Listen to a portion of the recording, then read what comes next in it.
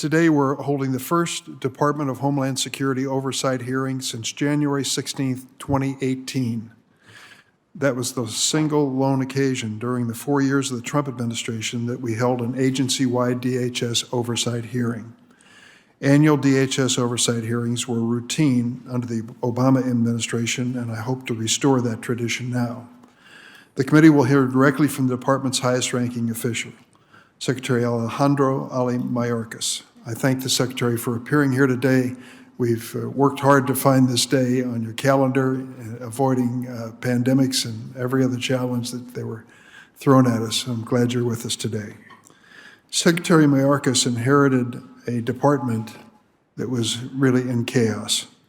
Under President Trump, DHS lurched from one secretary or acting secretary to the next, 6 in total, only 2 of whom were Senate confirmed. Don't take it from me. Listen to every Senate-confirmed DHS secretary prior to the Trump administration, 2 Republicans, 2 Democrats.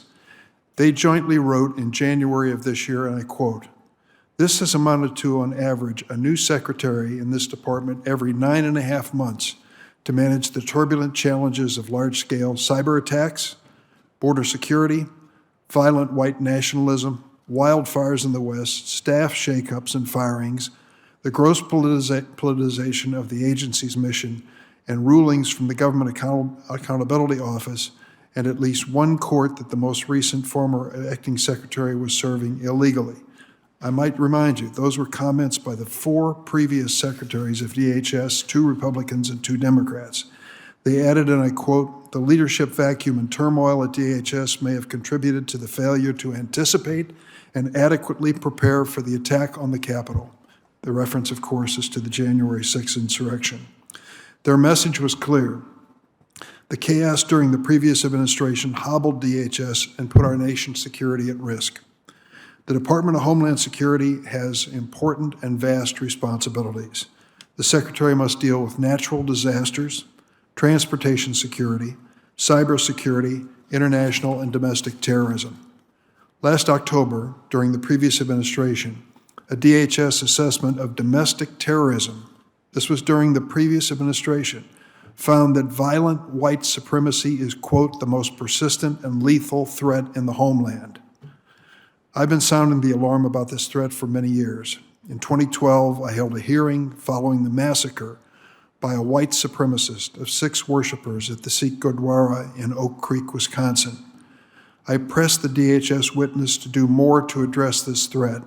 Instead, the department shuttered its only office dedicated to combating domestic terrorism and launched the controversial Countering Violent Extremism program, which focused almost exclusively not on homegrown terrorists, but on American Muslims. As the January 6th attack on the Capitol demonstrated, for too long our federal government has failed to address the growing terrorist menace in our backyard. I look forward to hearing from the Secretary on this and other important issues facing the agencies and what Congress can do to safeguard our nation.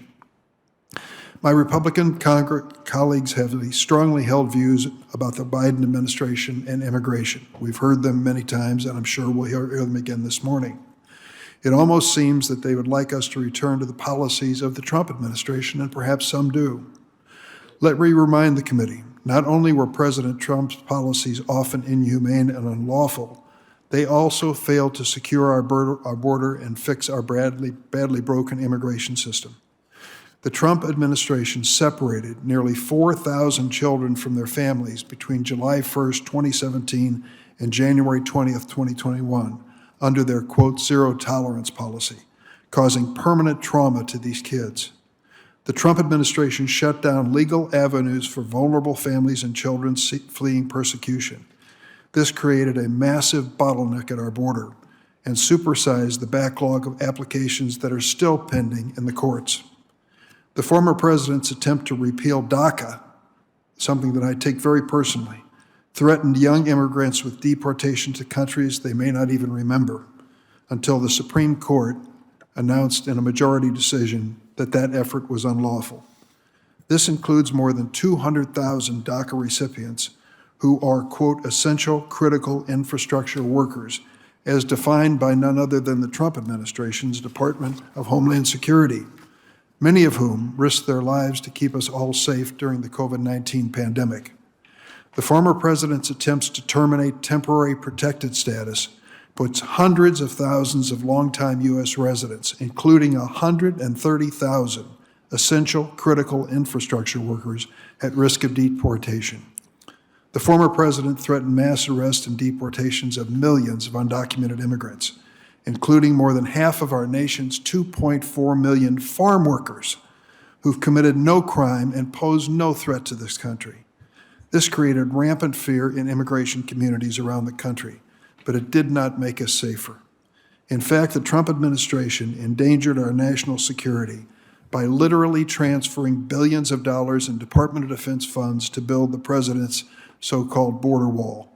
American taxpayers, not Mexican taxpayers, as President Trump had promised so many times, have paid dearly for this costly endeavor. Every dollar diverted from men and women in uniform for the border wall was appropriated by Congress to address a need identified in our military.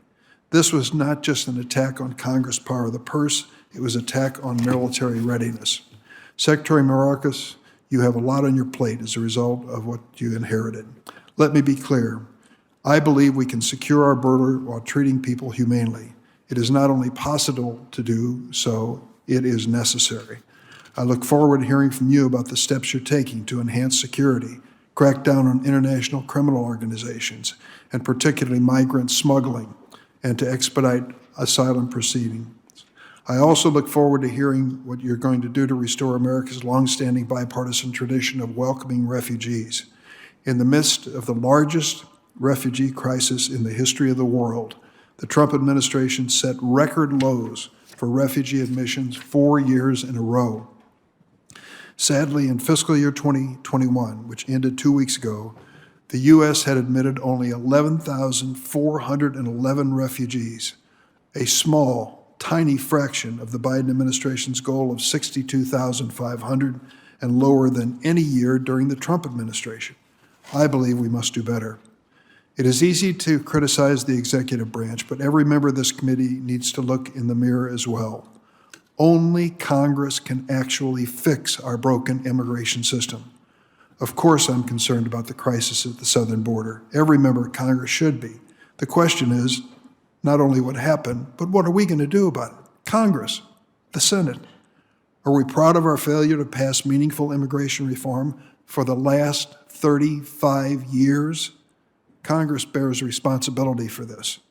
I've tried for many years to pass such legislation. Unfortunately, many times, some Republicans obstructed it.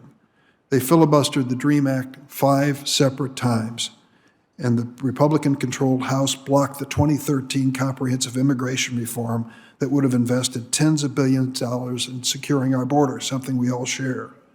Even President Trump's acting Homeland Security Secretary, Kevin McAleenan, said that if he had passed the bill, quote, we'd be in a lot more secure on the border. This year, I convened bipartisan immigration negotiations over several months. We were unable to make progress. In fact, there were some who came forward and said, we have to cut legal immigration in the United States. But now we have another chance. I'm working to pass immigration reform through reconciliation, and still unresolved what that will be, but I hope it is achieved. The overwhelming majority of Americans support a pathway to citizenship for undocumented immigrants, many of whom risked their lives to get to America and to stay here and risk their lives again during the pandemic. This is a critical component of our economic recovery and rebuilding communities and cannot wait any longer.